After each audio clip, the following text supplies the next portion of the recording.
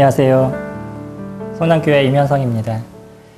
지금의 이 시간은 하나님께서 저를 어떻게 지금까지 이끌어 오셨고 또 목회 사역을 어떻게 담당하게 하셨는지 그 저의 인생을 이렇게 준비해 오셨던 주님에 대해서 같이 나누기를 원합니다. 먼저 창세기 22장 14절 말씀 같이 보시겠습니다. 아브라함이 그 땅 이름을 여호와 이레라 하였으므로 오늘날까지 사람들이 이르기를 여호와의 산에서 준비되리라 하더라. 주님이 제가 지금까지 오는 데 있어서 많은 시간 동안 저를 양육하시고 준비한 모습들이 있습니다. 제가 사역을 처음 시작할 때 그때의 나이가 36이었었는데 다른 먼저 된 장성한 형제님들이 저를 보면 좀 안쓰러운 마음들이 많이 이렇게 드셨나 봐요. 그래서 저를 볼 때마다 힘들지 이 얘기를 제일 먼저 하셨던 것으로 제가 기억이 납니다. 형님들이 그 목회 사역이라는 것이 주님이 주시는 영광과 은혜의 모습이 그 가운데 있는가 하면 때로는 우리가 겪어야 할 어려움들이 있으셨고 그런 것을 지금까지 해 오셨기 때문에 또 제가 겪어야 될 어려움이 무엇인지를 그분이 아시다 보니까 또 만나는 많은 분들이 저에게 하시는 거의 첫 번째 얘기가 그와 같은 이야기였었어요. 그럼 제가 대답할 때 뭐라고 말씀을 드렸냐면 재밌습니다. 이렇게 표현을 좀 드렸었습니다. 제가 재밌어서 재밌다는 표현을 쓴 것이 아니고 주님의 은혜를 누려갈 수 있는 것이 그것이 재미있고 또 새로운 것을 개척해 나갈 수 있다는 것이 저희가 참 기쁨이 됐었습니다. 그것을 통해서 제가 말씀을 드릴 때는 재밌습니다. 이런 표현을 제가 쓰게 됐었죠. 근데 사실은요. 그런 표현을 쓸 때까지 저도 오랜 시간 동안 주님이 저를 양육하시고 단련해 오셨던 시간들이 있었습니다. 은근히 좀 부정적이고 그런 성격의 소유자였었는데 자꾸 긍정적인 생각을 갖게 하고 하나님이 이루신다 그러면 얼마든지 이룰 수 있다라는 것에 대해서 저희가 말씀하시고 보여주셨기 때문에 제가 그것을 통해서 저의 모습을 계속 변화시키는 그런 삶을 지금까지 살아왔습니다. 제가 어떤 능력이 있거나 아니면 힘이 있어서 제가 변해간 게 아니라 하나님이 저의 가운데 함께 하시고 또 저의 생각을 자꾸 만져주시고 네가 어떻게 살아야 되는지 너의 모습이 어떤 것을 이뤄가야 되는지 또 어떤 모습으로 만들어져 가야 되는지를 계속 저에게 말씀하시니까 제가 그 가운데서 주님이 주시는 은혜 속에서 누려가는 삶이 이루어져 나가더라고요. 지금 애청자들이 저를 보셨을 때 좀 선한 것 같고 물론 뭐 아니실 수도 있지만 선하신 것 같고 또 착해 보이고 또 그런 부분들이 있으시겠지만 제가 살아오는 동안에는 좀 다혈질적인 그런 성격의 소유를 좀 갖고 있었습니다. 물론 어릴 때는 그러지 않았었어요. 제가 어렸었을 때 그때 많은 사람들이 저를 볼 때는 애늙은이 이런 표현을 쓰셨습니다. 어린아이인데 초등학교 2, 3학년 때로는 5, 6학년인데 하는 행동은 거의 중고등학생들이 하는 그런 행동을 하고 있었기 때문에 그분들이 저를 보면서 너는 그렇게 착하니 애늙은이 같아 이런 표현을 쓰시는데 제가 지금 이렇게 생각해 보면 그것이 그리 좋은 표현은 아니었다라는 생각도 이렇게 갖게 됩니다. 그때 나이에서는 그때 나이에 맞게 좀 밝고 때로는 혼나도 뛰어다닐 수 있고 좀 그런 모습들이 필요했었는데 저는 그런 것보다는 그냥 칭찬을 듣기 위한 그래서 어른들의 생각이 좀 맞추기 위한 이런 어떤 삶을 제가 살아왔던 것으로 기억이 됩니다. 그러다 중학교 2학년 때 여의도로 놀러 갔다 큰 사고를 한번 이렇게 당하게 됐었어요. 저는 자전거를 타고 갔는데 한참 자전거를 타고 가는데 누군가 로라를 타고 오다 여기에서 그냥 그 속도로 밀어버렸습니다. 자전거를 옆으로 이렇게 타고 가던 사람이 두 손으로 이렇게 미니까 그 힘에 푹 날라서 떨어졌던 것 같습니다. 어떻게 떨어졌는지 저도 기억이 나지 않아요. 나중에 기억이 막 이렇게 돌아올 때는 사고 나던 그런 상황이 그대로 생각이 나면서 정신이 이렇게 돌아왔었습니다. 눈을 이렇게 떠보니까 왜 사람이 그렇게 뺑 눌러가지고선 서 있는지 도대체 이 사람들이 다 무엇인가라고 이렇게 생각을 했었었죠. 일어나려고 두 손을 이렇게 짚고 일어나려고 그러는데 양 두 손이 아예 힘이 없었습니다. 알고 봤더니 내가 그냥 꿈으로서 이렇게 생각했던 그냥 이건 꿈이었나 보다. 아니 그냥 좀 사고가 났나 보다. 좀 넘어졌나 보다. 이런 생각을 갖고 있었었는데 그거는 작은 사고가 아니었었고요. 제가 기억을 상실하는 그런 큰 사고였었죠. 그리고 또 어깨 이 두 개가 이렇게 다 부러져 나가는, 그래서 두 손을 쓸 수 없는 그런 상황이 됐습니다. 저를 옆에서 이렇게 밀었던 사람이 옆에서 기다리다가 제가 깨어나니까 저를 업어가지고 병원으로 보내줘야 되는데 중학교 2학년 아이가 무엇을 알겠어요? 어깨도 쓸 수 없는 그런 상황인데. 근데 그 아이를 업어가지고 풀밭에다 던져놓고 도망가 버렸어요. 그냥 누워서 소리도 못 지르고 그 상태에서 이렇게 있다가 혼자 일어나지도 못하니까 옆에 있는 아저씨한테 아저씨 저 좀 일으켜주세요 라고 얘기해가지고 겨우 일어나서 병원을 가게 됐습니다. 그때는 의술이 그렇게 발달이 되지 않는 상황이기 때문에 병원에 갔었어도 그냥 어깨 여기 치료하고 거기다 기부스하는 것, 이것이 전부였었어요. 기억을 잃었다 그러면 그럼 CT를 찍어봐야 되고 거기에 맞는 조치를 좀 취해줬어야 되는데 그러지 않다 보니까 저는 잘 몰랐었는데 이것이 저에게 문제가 됐었습니다. 그래서 알게 모르게 제 성격이 점점 까칠해지고 또 좀 다혈질으로 변하고 그런 모습을 갖고 있었던 것 같아요. 나중에 군에 갔었을 땐 군에 가기 전 어떤 시간 속에서 계속 그거로 인해서 힘들어했던 저의 모습이 있었었는데 군에를 들어갔었을 때는 이 군이라는 생활 자체가 사람을 죽이거나 죽이는 훈련을 하거나 뭐 이러한 것을 계속 배우고 습득하고 이러한 상황이다 보니까 제 스스로도 자꾸 이 악한 것들이 제 마음에 잔재되고 있는 것을 보았습니다. 제가 무슨 특수부대를 다녔다, 뭐 그런 것은 아니었어도요. 제가 다녔던 그 부대가 끊임없이 훈련을 하고 또 산을 끊임없이 뛰어다니고 거의 뭐 특수부대가 훈련을 받는 것처럼 노상 이렇게 훈련을 하는 그런 부대여다 보니까 다른 소대하고의 어떤 경쟁심도 상당히 강하고요. 공을 차는 게 아니라 사람을 차는 뭐 이러한 그 훈련들을 해왔었습니다. 그러니까 사람이 자꾸 악해지는 거죠.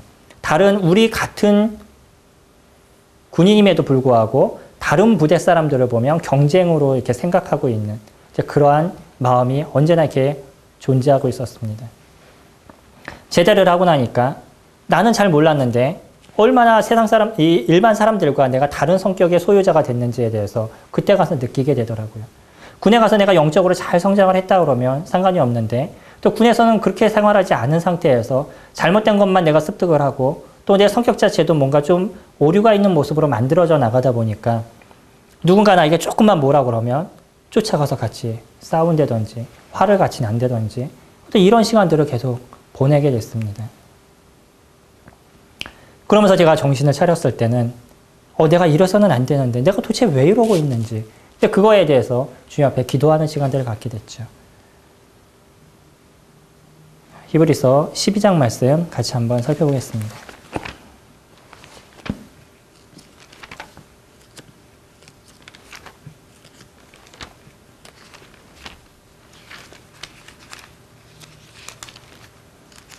(12장 11절에) 무릇 징계가 당시에는 즐거워 보이지 않고 슬퍼 보이나 후에 그로 말미암아 연단받은 자들은 의와 평강의 열매를 맺느니라. 주님 말씀하신 것처럼 징계가 어떤 사람이든지 좋아 보이진 않지만 사실 그런 징계가 없다면 하나님께서 그건 사생자라고 얘기하는 것처럼 저에게 그런 징계가 없었다 그러면 제가 변해가는 삶을 살지 않았을 거라고 생각이 됩니다.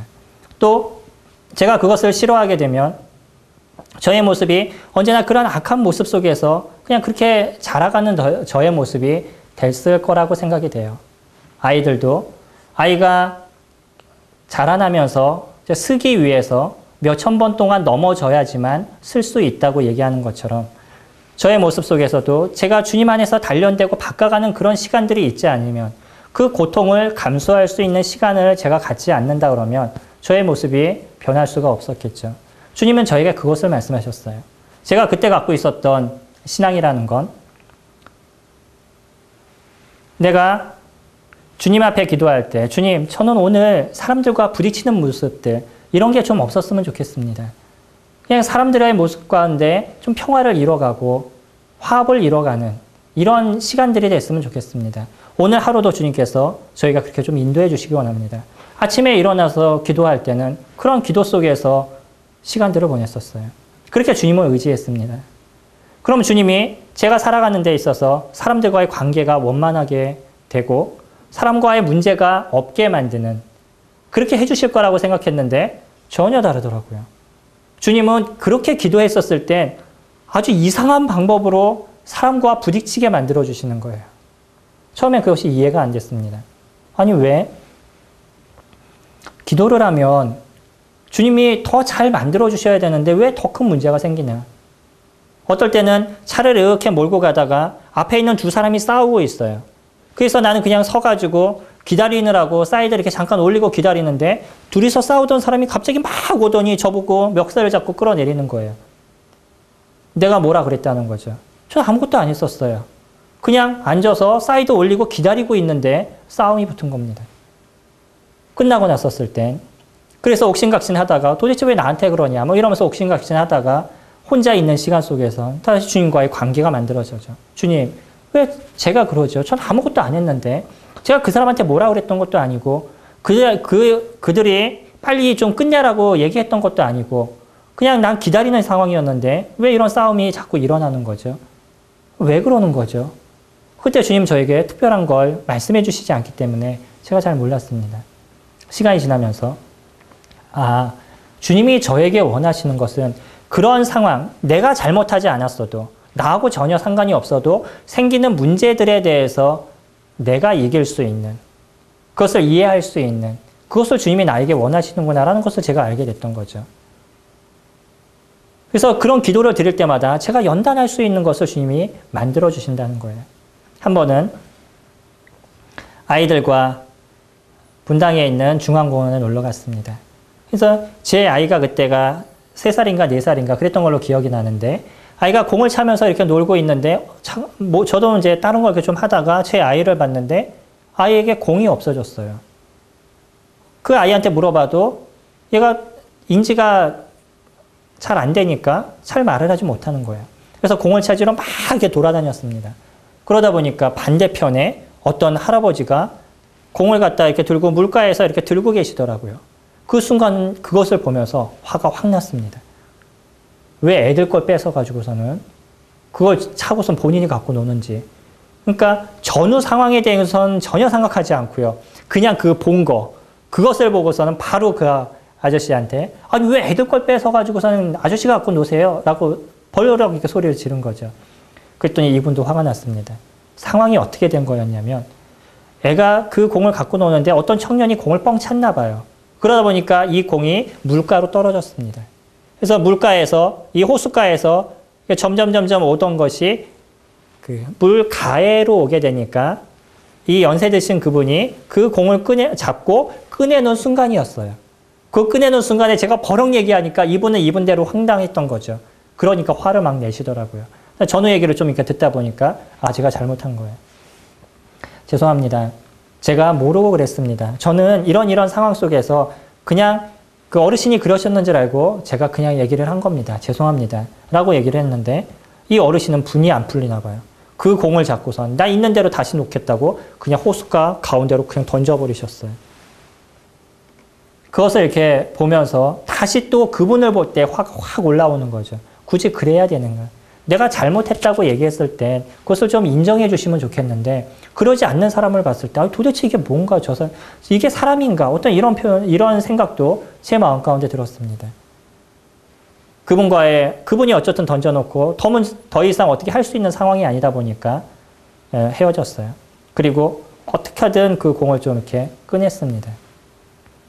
집에 와서 곰곰이 생각해 보면 내가 갖고 있었던 잘못이 무엇인가를 생각하게 되는 거죠.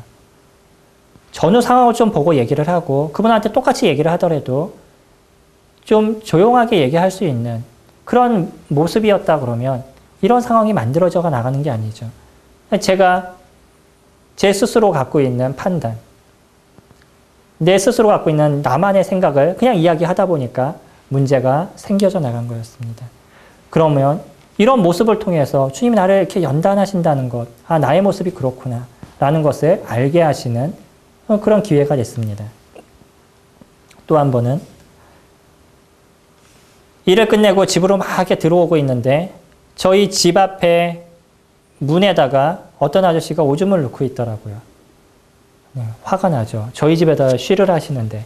그래가지고선 창문을 열고 아니 아저씨 왜 남의 집 앞에다 쉬를 넣어요? 그랬더니 이 친구가 하는 얘기가 그럼 마려운데 어떡해? 라고 얘기를 하더라고요. 미안하다는 게 아니라 당연하다는 거예요. 내가 마려워서 내가 넣는데 네가 뭐냐는 거죠. 그래서 결국 또 오신각신 됐습니다. 이러다가 이제 헤어지게 됐는데 저는 집으로 들어왔어요. 조금 있다 보니까 어떤 사람이 막 소리를 지르더니 유리창이 막 깨지는 소리가 나더라고요.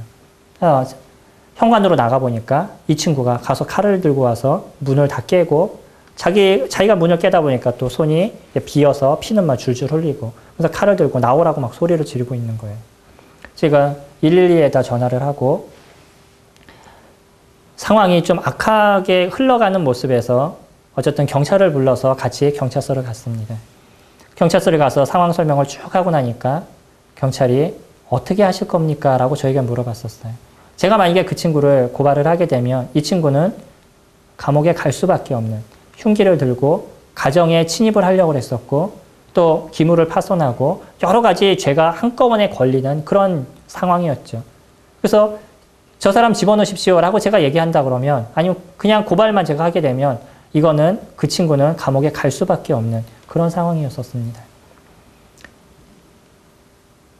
제 스스로 생각했었을 때 물론 그 사람이 잘못된 모습 그뿐만 아니라 우리 아이들이 방 안에서 무서워서 떠는 그런 시간들을 그 아이들도 가졌기 때문에 우리가 가졌던 정신적인 피해라는 건 상당히 컸었죠. 그렇다고 해서 그 젊은 친구를 감옥에다 집어넣을 수는 없잖아요. 그래서 얘기를 했습니다. 좀 알게 좀 얘기를 해서 풀어주셨으면 좋겠습니다. 그러니까 경찰이 알았다고 얘기를 하고요. 그리고 그 친구한테 좀 안 좋은 소리 이렇게 좀 하면서 좀 알아들을 수 있도록 얘기를 했었어요. 상황이 딱 진전되고 나니까 이 사람이 술을 먹고 했던 행동이었어서 조금 진정이 되니까 이성을 어느 정도 찾아가더라고요. 그래서 그 친구를 집으로 데리고 왔습니다. 같이 집으로 데려와서 집에서 같이 앉혀놓고 이야기를 좀 많이 나눴었어요. 이런 사건들 속에서도 제가 그런 모습 속에서 좀 조곤조곤 얘기하거나 어차피 쉬를 한 상태니까 그냥 이해해 줄 수 있는 마음을 제가 좀 가졌다면 주님이 저에게 원하시는 건 그런 거라고 생각이 됐습니다. 이치적으로는 분명히 얘기해야 될 그런 모습이지만 그러나 주님이 저에게 원하시는 건 그 사람의 상황도 내가 좀 생각해 볼 수 있는 그런 것을 주님이 원하신다는 생각을 나중에 갖게 된 거예요. 아주 강력한 것을 주님이 저에게 계속적으로 보여주심을 통해서 제가 갖고 있었던 잘못된 습성, 이 다혈질적인 성격들 이런 것을 바꿔가시는 도구로서 주님 사용하고 계셨더라고요. 오늘 같이 이렇게 보게 된 히브리서 12장 11절 말씀이 그런 가운데서 제 삶을 지배하게 됐습니다. 주님이 나를 미워하시는 게 아니라 그래서 나를 어렵게 하시려고 그러는 게 아니라 내가 주님의 자녀에 답게 살아가는 모습. 예수 그리스도께서 내가 거룩하니 너희들도 거룩하라고 말씀하셨는데 내가 거룩을 이뤄가는 그런 삶 속에서는 나에게 잘해주는 사람만을 잘해주고 나에게 싫어하는 사람을 싫어하는 이런 모습을 갖는 것은 누구나 할 수 있는 것이고 세상 사람들도 할 수 있는 것이지만 나에게 잘못하는 사람, 나를 싫어하는 사람까지 내가 사랑할 수 있는 마음을 갖는 것은 그건 예수 그리스도께서 십자가를 통해서 보여주신 그 의미인 것을 제가 알기를 원하셨던 거죠. 그 뒤로 어떠한 문제가 생겨도 한 단계 좀 생각할 수 있는 그런 시간들을 갖고 있습니다. 물론 지금도요. 제가 갖고 있는 이 죄에 대한 소욕이 저에게서 이렇게 일어나서 안 좋은 것을 보게 되면 화가 막 일어나고 분이 일어나고 이런 모습을 제가 갖고는 있지만 그런 걸 조금 조절해 나갈 수 있는 힘을 이제는 조금 가진 것 같아요. 그러나 이런 상황 속에서도 제가 주님의 말씀에 거하고 있지 않고 아니 일에 바쁘고 내가 해야 될 일에 정신이 팔려 있게 되면 그런 문제 속에서 또 예전과 같은 습성을 드러내는 경우들도 있더라고요. 그러니까 그리스도인들이 얼마나 주님의 말씀에 거해야 되는지를 알게 되는 또 교훈을 얻는 그런 시간들을 갖고 있습니다. 두 번째로는요. 로마서 5장 4절 말씀 보시면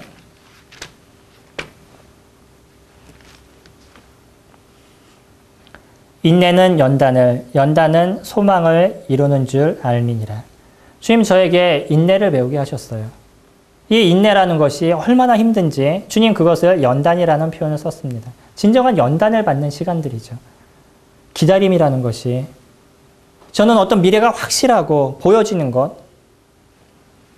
이런 것을 쫓아가는 사람이기 때문에 보여지지 않는 것을 기다리는 것에 대해서 막 불안해하고 어떻게 해야 되나 막 이렇게 가슴이 뛰는 그러한 그 삶을 살아왔었습니다. 그런데 제가 2년 동안 패스트푸드점을 하면서 그 가운데서 기다림이라는 것이 무엇인지를 알게 하시는 시간들을 갖게 됐습니다. 이 패스트푸드점을 시작하게 된 이유가 저하고 저희 자매가 가정으로 이렇게 살아갈 수 있는 금액, 한 100만 원의 금액만 가지고 나머지는 우리는 시간을 갖고 주님을 위해서 사용하고 그 사업체는 그 정도의 금액만 나올 수 있는 정도만 되면 충분할 거라고 생각해서 사업을 시작하게 됐었죠. 그래서 처음에는 사람을 쓰기도 애매하고 어느 정도 숙달된 사람이 필요하기 때문에 저희 자매도 좀 나와서 일을 하라라고 얘기를 했었어요.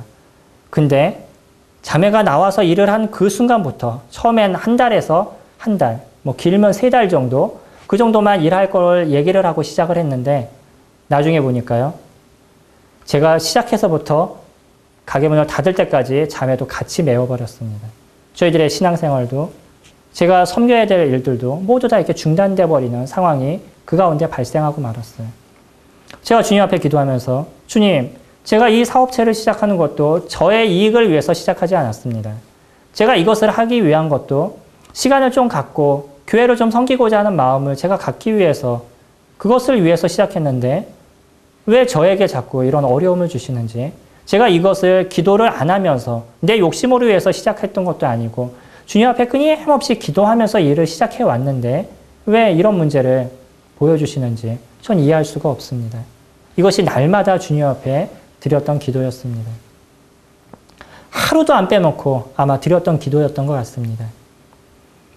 조금 사람들이 오게 하기 위해서는 광고도 해야 되니까 제가 스스로 배달을 다니면서 배달 끝나고 나면 집집마다 그 전단지 막 이렇게 붙여가면서 그렇게 하루하루를 보냈어요. 그것이 제가 돈을 갖고서는 시작한 것이 아니기 때문에 일정량의 전세를 월세로 돌렸습니다. 그러다 보니까 월세가 상당히 많고요. 그리고 또 물건값도 내야 되고 또 홀이 넓다 보니까 전기세도 한 달에 거의 100여만 원이 들어가는 7, 80 정도 나오는 그러한 끊임없이 물질이 들어가야 되는 그런 상황이었던 거죠. 오늘 통장에서 돈을 갖고 한 100을 막아놓으면 내일 모레 또 100을 막아야 되는 그런 상황이 날마다 이렇게 진행이 됐습니다. 그럼 제가 주님 앞에 기도할 때 주님, 제가 지금 돈이 하나도 없는데 내일 모레 그 100만 원을 좀 입금시켜야 되는데 요거를 채워주시면 이제 주님이 저와 함께 하신다는 것에 대해서 제가 부인하지 않겠습니다. 이제는 어떤 것이 보여져도 제가 어려워하지 않고 이 길을 가겠습니다. 라고 얘기했는데요. 그래서 어떻게 돈이 이렇게 마련돼서 지불을 할 수 있는 돈이 됐어요. 그 지불을 하고 나면 그 다음에 또 100만 원을 내야 되죠. 그럼 똑같은 기도를 또 하고 있는 거예요. 이것이 거의 그 가게를 그만둘 때까지 했던 저의 모습이었습니다. 오죽했으면 아이들이 갖고 있었던 자기네들이 용돈이라고 이렇게 모아놨던 통장까지 싹 해약하고 아이들의 돌반지 뭐 그런 거 싹 해약해가지고 다 팔아서 그 모두를 가게에다 집어넣었어요. 끝나고 났더니 저희 전세빈이 모든 것이 다 들어가고요. 딱 2천만 원의 빚만 안고서는 그곳에서 나와야 됐습니다. 지금도 저에게 있어서 그 보냈던 시간들이 헛되지 않다라고 생각이 됩니다. 그때 당시에는 왜 그런 것을 주님 저에게 보여주시는지 제 이해할 수 없었지만 주님이 그곳에서 저에게 원하신 것은 인내였었어요. 내가 이런 어려운 가운데서도 너를 붙들 것이다. 내가 너와 함께 할 것이다. 내가 그것을 믿고 따라오는지, 네가 인내할 수 있는지 그 시간 동안 나의 손길을 느껴보기 원한다. 주님이 그렇게 얘기하시는 것 같았습니다.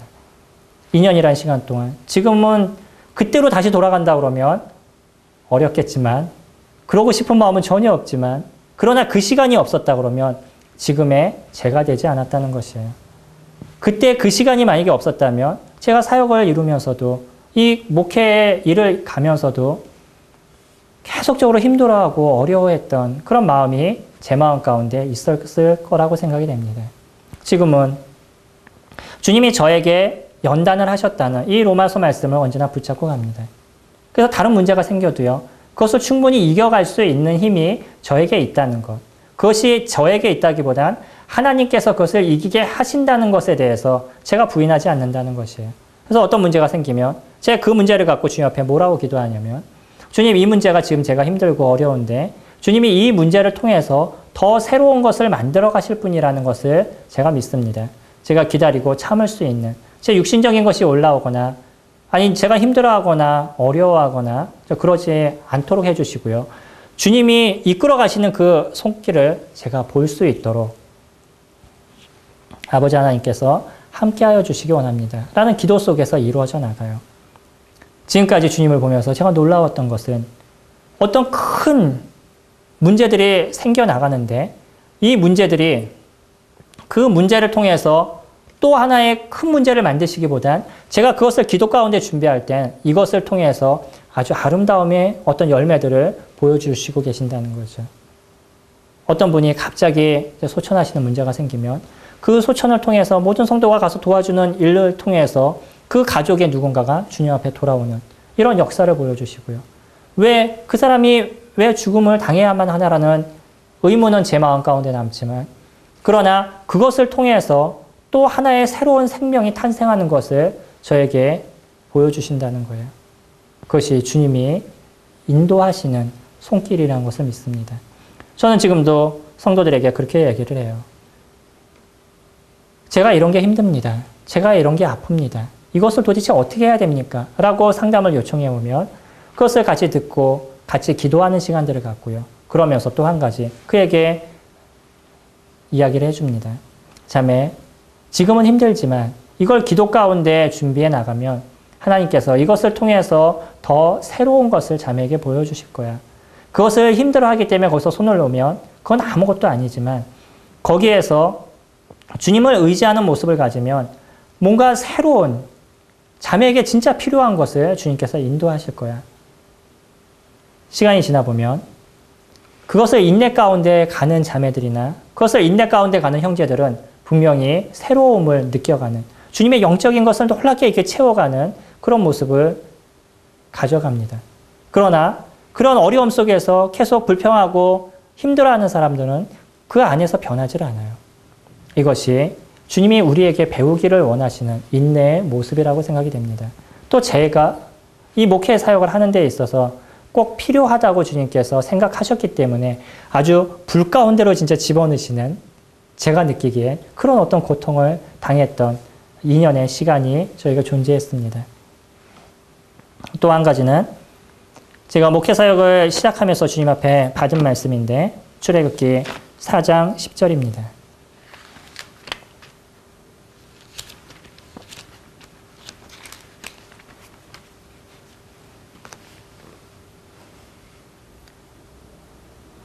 모세가 여호와께 아뢰되 오 주여 나는 본래 말을 잘하지 못하는 자니이다. 주께서 주의 종에게 명령하신 후에도 역시 그러하니 나는 입이 뻣뻣하고 혀가 둔한 자니이다. 모세가 주님 앞에 했던 얘기죠. 저는 혀가 뻣뻣합니다. 저는 할 수 있는 게 아무것도 없어요, 주님. 제가 어떻게 이스라엘 백성들을 그 애굽에서부터 끌어낼 수 있겠습니까? 전 능력도 없고요. 말도 잘 못하고요. 어떻게 할 줄 모르겠습니다. 이렇게 얘기했던 모세의 모습이었었어요. 그러나 우리가 모세를 보게 되면 출애굽기, 레위기, 민수기를 넘어가서 신명기까지 넘어가는 이 모세의 사역에 얼마나 그가 많은 이야기들을 하고 백성들에게 얼마나 많은 주님의 계시를 이야기를 하는지 그런 것에 대해서 두려워하지 않는 모세를 볼 수 있다는 거예요. 모세가 마지막 죽음을 당하기 전에 주님이 그를 부르시기 전에 백성들에게 이야기했던 한 구절이 있는데 신명기 32장 1절에 보시면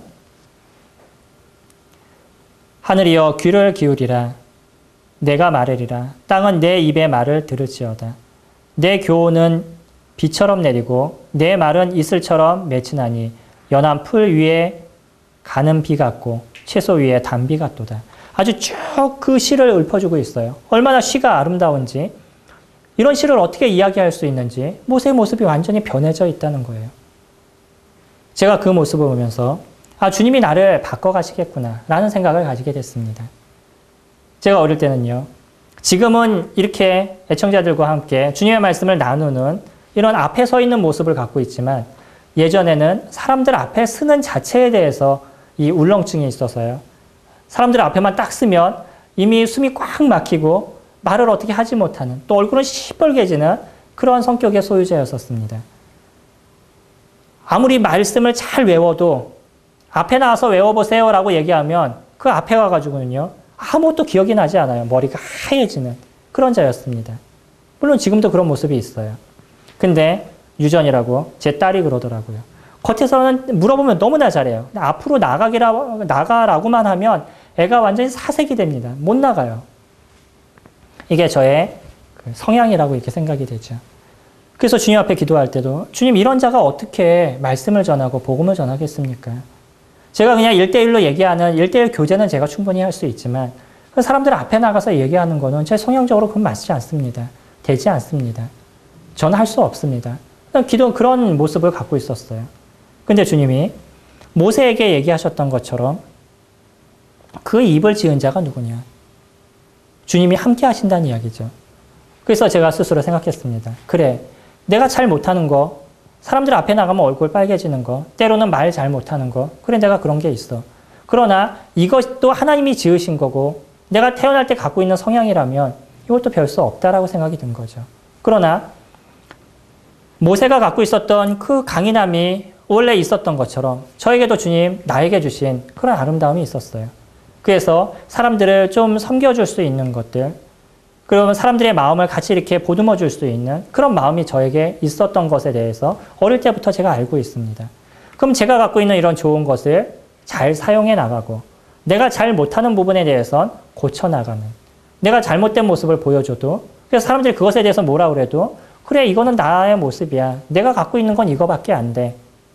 그러니까 이건 내가 별 수 없는 거야 라고 얘기할 수 있는, 거기에 대해서 자존심이 내려가고 자존감의 상처를 받고 그러기 때문에 사람들 앞에 쓰는 거 두려워하고 말하는 거 두려워하고 이런 것이 아니라 내가 실수를 해도 그것 때문에 마음은 좀 힘들지만 그런 이 실수 속에서도 그것을 그냥 인정할 수 있는 그런 내가 되어야 되겠다라는 생각을 제가 갖게 됐었어요.